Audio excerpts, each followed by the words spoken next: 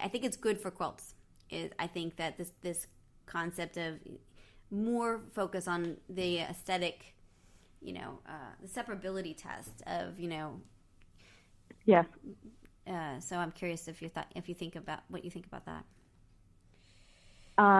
Well, I'm interested in finding out more about it because I do think there is a change. And to be honest, I'm not comfortable expressing an opinion on how it is now because I really need to take a look at it. Yeah. I'd like to support my theory that there has been a significant change since the last time I looked at it. Yeah. And, one of the aspects I was thinking about was, there are so many political quilts now. And in fact, I made a few. And awesome. and I thought, that's a new twist. Yeah. And then I realized, what? It's not. Yeah. It's not. Yeah. When women were trying to get the vote, there were political quilts. During war, there were political quilts. They're not quite as openly political, I suppose, because they didn't contain words for the most part. But all kinds of things. So the political quilts aren't quite as new as I thought. So I think there's a big change in the last 20 years, but I really need to take a closer look at it. Yeah, I think, and I would love to. Yeah, I'd love it too. And we're at the very beginning. There's so many cool areas to go down and talk to people.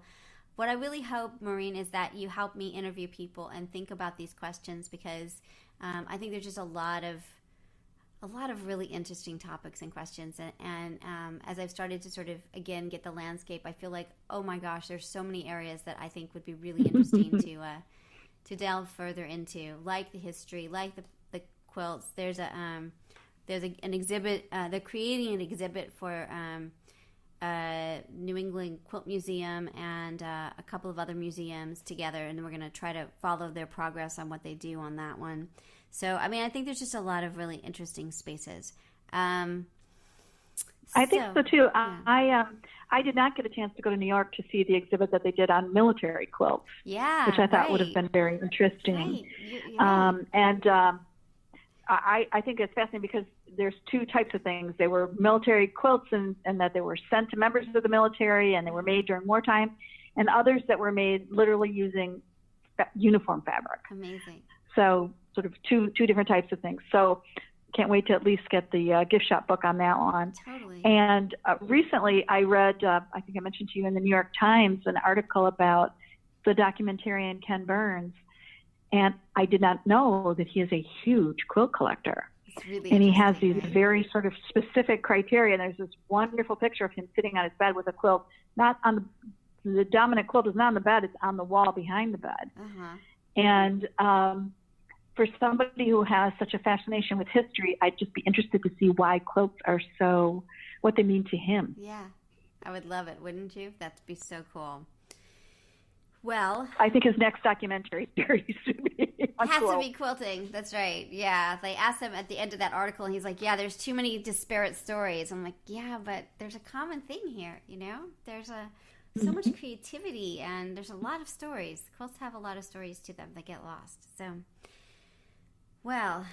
next steps with this. Even now, you know, the quilt stories, just to touch on that for a moment. Yeah. I was thinking when I, sat down to have this conversation with you of the quilts that I've made. Yeah. And I've made, lots for my kids, for my mom, for my aunts, for my students who had children, for every silent auction, every solar system project, I've made quilts. And in the beginning, I was really good about taking a picture of each quilt and asking whoever I gave the quilt to, because I don't have one of my own, but asking them to send me a picture of the quilt in use. And what a story it tells. There's the quilt I made when my daughter was studying violin, the one I made when she was obsessed with the Wizard of Oz, the Harry Potter one for the other daughter, when the room colors changed to neon orange and hot pink. I can sort of see the journey almost in my fabric scraps. And I love that. There's storytelling in it. That gives me goosebumps. That's really true, isn't it? I mean, that's so, I imagine many of us feel that same way, that our scraps tell the story. Probably other people are much better about documenting it than I am, but yeah. It's hard though, it's just hard to not document all this. It is. So what are you working on now? Are you still quilting, or are you doing other things? I don't quilt as much as I used to.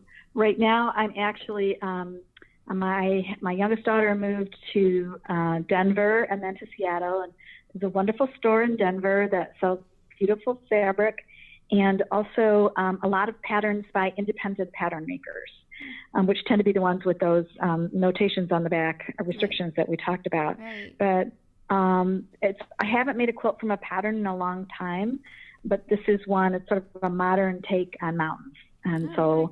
I'm in the fabric selection there. But I've also taken up weaving. In fact, I'm looking at my very large floor loom right now, and so I've been doing that lately as well. That's very cool. So tell me a little bit about how do we teach our students about, how do we teach them about creative spaces? Because we're training lawyers, we're training law students to become lawyers, and I have a feeling that we both feel that they should better understand sort of their clients by understanding more about the creative process. Right.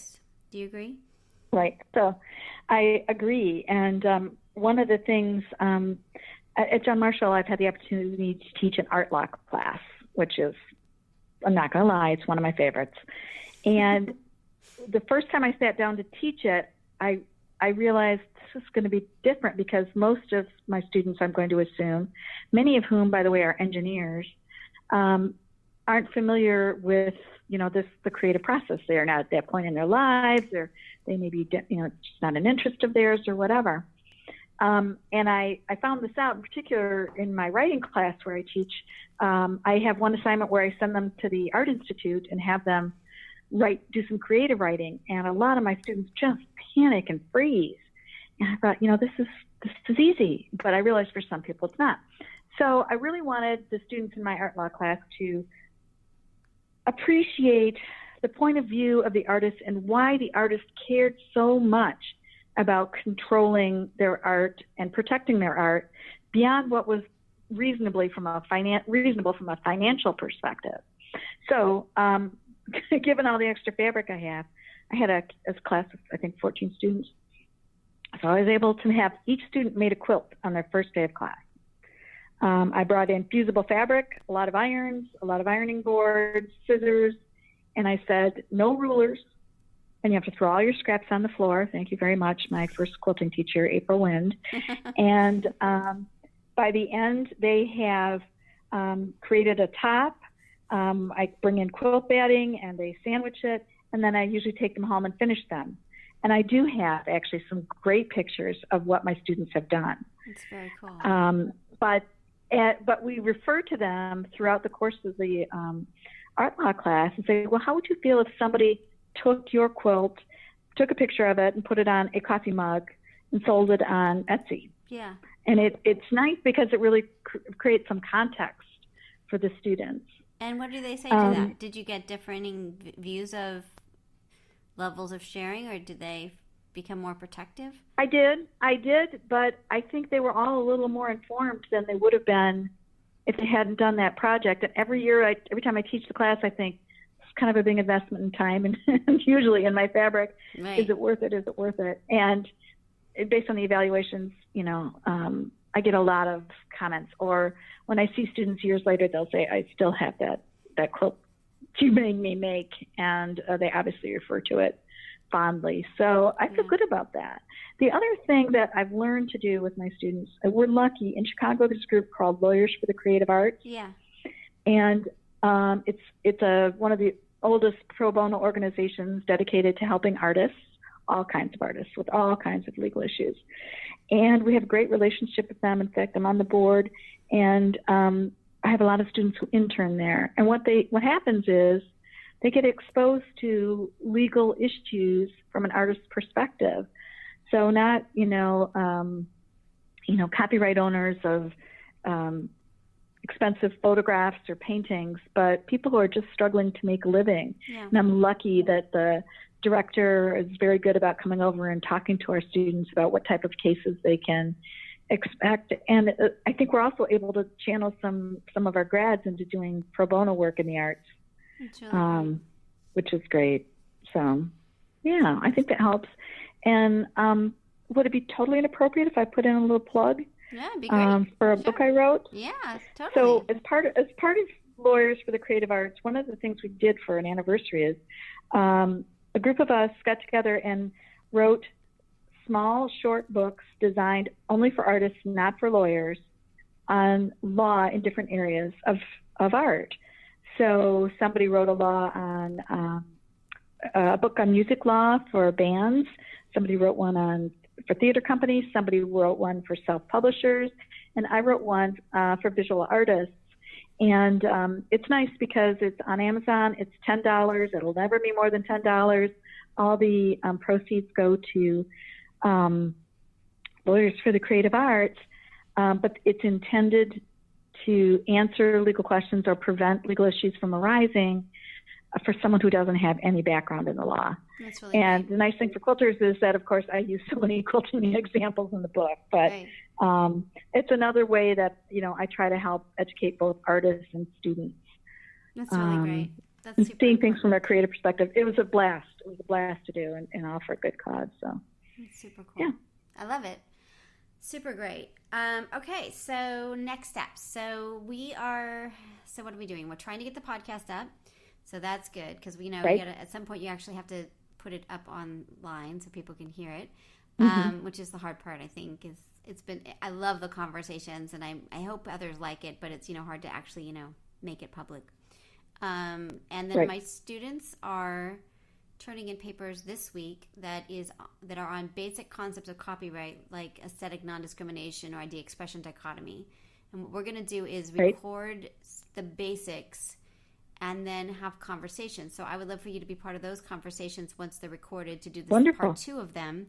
There's also another attorney named Heather Kubiak, who's in Houston, who is a quilter as well. So we could have conversations with her and really think through these questions on a more sophisticated level, explain the concepts to people, but then also let them in on our conversations about, what is idea expression in quilting? Like, where's the idea and where's the expression? So that's kind of coming up, and then thinking through the next steps of this project. So once we get through this sort of overview, is to sort of think through the kinds of big questions that, you've already started on your own work. But what other areas should we be doing these really more significant deep dive studies, who we can get involved, and then, having a really awesome conference at a point. So. It sounds great, and I'm so excited about the work that you spearheaded, and it's not only exciting, but it's a privilege to be involved with it. So let me know how I can help. That sounds great. And Maureen, your article and the work that you did really made it possible so that I could sort of show my dean and others, like, this is something to be studied. Like, this is something that, as a law professor, both of us, that we should be working on and thinking through, because there are a lot of legal questions here that aren't being addressed. Yeah. So, all right. So other things on tap. We are planning, we did a Houston trip in November. That was how we got a lot of connections. It was awesome. We officially got word that we are going to Paducah. So we're going to Paducah for the spring, and you're welcome to come if you want to come. And then I think we will go back again to Houston in November. So those are kind of our big anchors at the moment. And then there's a smaller shows. So I'm hoping that you and others will be willing to go to the smaller shows and report back and do Facebook Live interviews and all kinds of other stuff. So as things grow. Paducah is so interesting because it's steeped in traditional quilting, but their community-wide program of financial incentives for artists to move there has brought a lot of art quilters there, including a woman who was in that original group I talked to you about, the modern art quilters that was here. So plan to talk to Melody Johnson when you're in Paducah. Oh, that's really cool. Well, that's really interesting. And we'll have to talk off camera and see if you're interested in joining us. We're just trying to get our plans together. All right. We just got approval like 2 days ago, so we have to figure it all out. So, all right, send me the details. Cool. And then the other thing we're working on is bringing some of the ladies from G's Bend to New Orleans and having some sessions with them. And then there's a play that will be Yes, I've done. seen the play. You have. Actually. You've seen the play, the G's Bend play? It was here it was here on the North Shore of Chicago, and Oh, I cool. saw it several years ago. How fun. That's